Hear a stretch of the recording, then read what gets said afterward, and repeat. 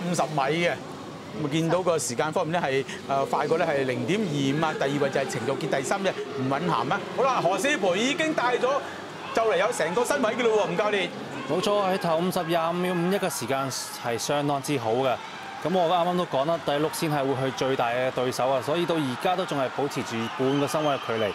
咁何詩蓓體態狀態非常之好啊，咁就掂槍52秒89啊！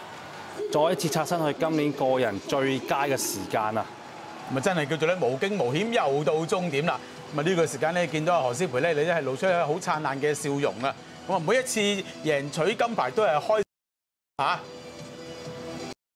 今次呢一個全運會對於何詩蓓嚟講咧，即係佢背傷之後復出嘅一個比賽啦。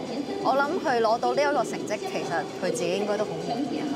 冇錯，因為佢7月之後就基本上冇任何大賽啦，除咗啱啱過去嘅長治游泳分齡錦標賽啦，咁佢喺嗰個錦標賽路度都做到自己個人最佳時間㗎啦，今年內最佳嘅時間。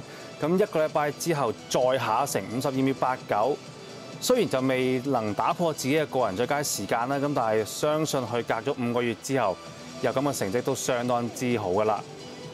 咁啊，尤其是係完成頭嗰50米嘅段速咧，就係25秒51，都係一個咧相當之理想嘅時間啊！冇錯，由頭打到落尾，真係無驚無險啊！嚇，冇錯，頭50廿5秒51，後50廿7秒38，係一個非常之好嘅分段啊！唔係今屆嘅賽事咧，何詩蓓咧將會參加4個項目嘅，咁啊而家咧就先奪咧係2金，亦都係我哋喺今次全運當中嘅香港隊咧係所贏取嘅第5面嘅金牌啊！好啦，睇下最後嘅成績嘅公佈啦。咁睇見咧就何詩蓓咧就係52秒89嘅時間，咁啊見到咧就係楊俊宣咧就係53秒55，咁啊第3名咧就係程玉潔㗎嚇。咁何詩蓓就仲有50米自由式同埋50米蛙泳。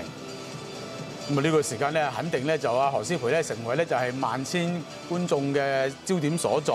咁啊跟住咧就會有男子100米蝶泳嘅比賽嘅。